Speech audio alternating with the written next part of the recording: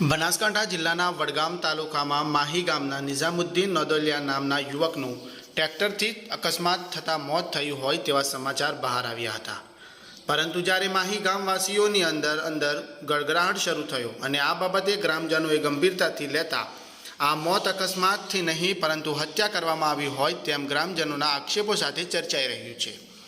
ગ્રામજનો દ્વારા CCTV footage વગેરે તપાસ કરાતા પ્રાપ્ત અહેવાલ અનુસાર માહી ગામે નિઝામુદ્દીન નોદલિયા નામના ઈસમના મોતને અકસ્માતમાં ખપાવી દેવામાં આવેલ, પરંતુ આ હત્યા હોવાની આશંકાને લઈને ખૂનનો ગુનો દાખલ કરવામાં આવે એ માટે આજે સાંજે ધારાસભ્ય વડગામ જિગ્નેશ મેવાણી, મોમીન સમાજના આગેવાનો અને મોમીન સમાજના લોકો મોટી સંખ્યામાં બનાસકાંઠા જિલ્લા પોલીસ વડાને રજૂઆત કરી હતી।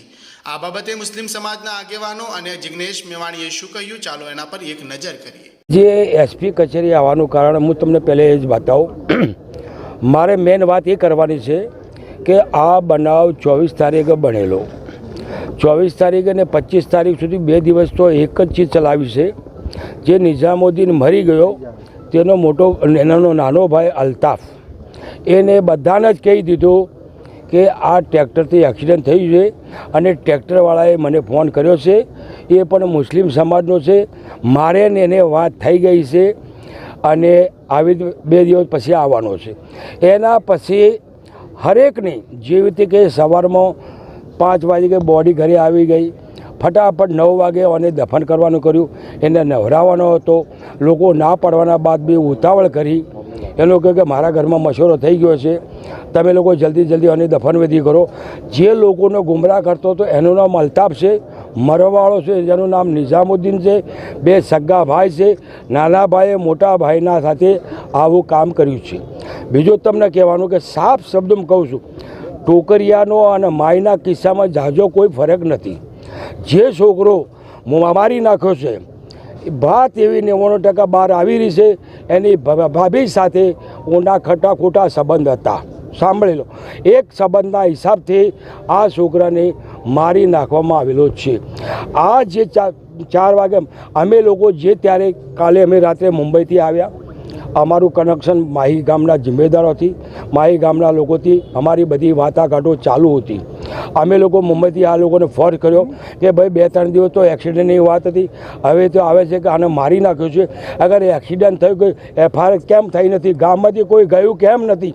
પણ એનો એક નાનો ભાઈ નિઝામુદ્દીન મોટો, પછી અલ્તાફ છે, અરમાન કરીને જે એનો ભાઈ હતો એ મક્કા મદીના હજમાં હતો તો એની ગામના લોકો જોડે વાત થઈ, મારા જોડે વાત થઈ, હું એને ડિટેલ્સર વાત કરી, એને મને કહી દીધું કે સાહેબ 100 કરોડ ખર્ચો તો હું કરી નાખીશ, મારો ભાઈ છે તો મને ગોળી મારી દઈશ, મને આવવા દો, હું આવું એટલે આપણે અનોક્સિલ લેવાનું। આ લેટ થવાનું કારણ એટલું હતું કે એક જબાન આપી હતી અમે, એના કારણે અમે લોકો લેટ થયા। એ 15 તારીખે આવ્યો છે, એને 2-3 દિવસનો ટાઈમ લીધો હતો। અમે લોકો કાલ સાંજે આવી ગયા, સાંજે એને બોલાવી લીધો। કાલે આખા અમે લોકો જિમ્મેદાર લોકો મુંબઈના માહીના, અમે માહી ગામના ટોટલ અમે બેસીને એ અરમાનને બોલાવ્યો, એને બધી વાત કરી એટલે એ સરેન્ડર થઈ ગયો। મારો ભાઈ ગુનેગાર છે, હું ગામ સાથે છું, હું સમાજ સાથે છું, તમે જે બી કરો એના સાથે હું તમારા અમારી માંગ એટલા માટે અહીંયા છે કે જાણે સાપી પોલીસ સ્ટેશનના અંદર જાણે પોલીસ અવારનવાર આવી છે અને પૂછપરછ કરી છે, સીસીટીવી કેમેરા અમારા પાસે જે ફૂટેજ નથી એ સાપી પોલીસ પાસે છે। જાણે આરોપીને બોલાવવામાં આવ્યો છે, આરોપીનો બીજો નાનો ભાઈ છે હેન્ડીકેપ, એ બી ત્યાં ગયેલો છે, એમની વાટાઘાટો થઈ છે, એમને ખબર છે કે મર્ડર થયું છે, છતાં પણ અમારા એસપી સાહેબ પાસે કેમ આવવું પડ્યું? અમે એફઆઈઆર તો અમારી ત્યાં જ થવાની છે, હાલ બી ત્યાં થવાની છે, પણ અમને એમ લાગ્યું કે આ તો એમને સીધું PM કરાવીને ગુનો દાખલ પોલીસે જ કરાવવાની જરૂર હતી, કોઈ જાય કે નહીં જાય એટલે અમને આ કામ ન કર્યું। એટલે અમે માહી ગામના તમામ લોકો આ જાહેર રજા રાખી આજે અમે અહીંયા આવ્યા છીએ, એટલા માટે કે અમારે નિર્દોષને હક મળે, ઇન્સાફ મળે, જાલિમને સજા થાય। અમે એમ કહે છે ટોકરિયા ગામનો અને માય ગામનો સેમ કિસ્સો છે. એસપી સાહેબ પાસે અમે જવાના છે, પૂરી વાત કરવાની છે. અમારા જેટલા લોકો સમાજના આવ્યા છે એમનાથી બી અમે વાત કરાવીશું અને અમે ભારે સજા મળે એ કામ કરવા માટે એ બધા વુમન સમાજના માહી ગામના અમે આવ્યા છીએ. મારું નામ અહમદ જમાલ સોદાગર. હું મુંબઈમાં રહું છું. હું તો 10 વર્ષ કોર્પોરેટર નગરસેવક રહેલો છું. એટલે બધી મને જાણકારી છે, જિમ્મેદારી છે. આ અમારા બધોની જિમ્મેદારી સમજીને બધા અહીંયા આવ્યા છે. એટલે આને પૂરો ઇન્સાફ મળે. અમારું, તમારા મીડિયાવાળાનું, પોલીસનું બધાનું આ ફરજ છે કે નિર્દોષને ઇન્સાફ મળે અને જાલિમને સજા મળે. વડગામ તાલુકાના માહી ગામે ગયા મહિનાની 24 તારીખે નિઝામુદ્દીન નાંદોલિયા નામના મુસ્લિમ સમાજના એક સાથીનો મૃતદેહ શંકાસ્પદ પરિસ્થિતિમાં મરી આવ્યો. પરિવારજનો દ્વારા કોઈ ફરિયાદ નહીં કરવામાં આવેલી હોવાના કારણે પ્રથમ દર્શની રીતે ઘણા બધા લોકોને એવું લાગ્યું કે આ એક્સિડેન્ટલ ડેથ, અકસ્માતનો મામલો છે. પણ એ પછી દિવસે જે પ્રમાણે ગામમાં ગણગણાટ થયો, જે પ્રમાણેના સીસીટીવીના ફૂટેજ સામે આવ્યા અને જે પ્રમાણેનું બેકગ્રાઉન્ડ કથિત આરોપીનું મળ્યું, એ જોતાં આજે સમગ્ર માહી અને છાપી પંથકના મુમણ સમાજની લાગણી એવી છે કે આ એક્સિડેન્ટલ ડેથ નહીં, ક્યાંક ને ક્યાંક હત્યાનો મામલો છે.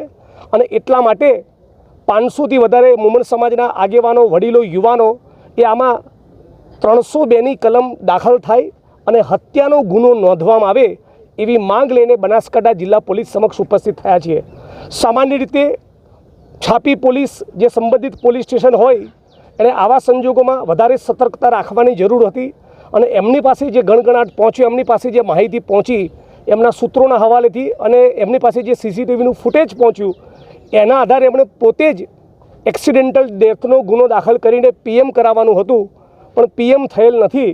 તો આવા સંજોગોમાં ઘણીવાર મૃતદેહને આપણને ન ગમે તો પણ બહાર કાઢી એનું પોસ્ટમોર્ટમ કરાવવું પડતું હોય છે.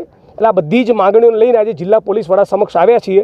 મુદ્દે આ એક્સિડેન્ટલ ડેથનો નહીં પણ હત્યાનો મામલો હોવાનું એ સૌ માહીવાસીઓને જણાય છે અને એટલા માટે એ રજૂઆત લઈને અમે આજે અહીં આવ્યા છીએ. છાપી પોલીસે શંકાસ્પદ લોકોની પૂછપરછ કરી છે, સીસીટીવીના ફૂટેજ મેળવ્યા છે. ગામમાં જે ગણગણાટ ઊભો થયો એમાંથી કેટલાક લોકોને પ્રાથમિક તપાસના ભાગરૂપે બોલાવ્યા પણ છે. પણ હું એવું માનું છું કે ઘટના બન્યાના 2-4 દિવસમાં જ લોકોમાં અને મીડિયામાં પણ એવો મેસેજ હતો કે આ મામલો જેટલો સમજીએ એટલો સરળ નથી, શંકાસ્પદ મોત છે, આ કદાચ એક્સિડેન્ટલ ડેથ ન હોઈ શકે. તો આપણે જાણીએ છીએ કે પોલીસ એ પાતાળમાંથી પણ ઘણીવાર આરોપીઓને ગોતી લાવવા માટે સક્ષમ હોય છે. તો આ પ્રકરણમાં હું માનું છું કે એમણે વધારે સતર્કતા દાખવી. એ એક્સિડેન્ટલ ડેથ હોય તો પણ પીએમ કરાવી લેવું જોઈતું હતું, પણ પીએમ હવે થશે એવી અમારી એસપી સમક્ષ માગણી છે અને 302નો ગુનો દાખલ કરવામાં આવે એવી પણ માગણી છે.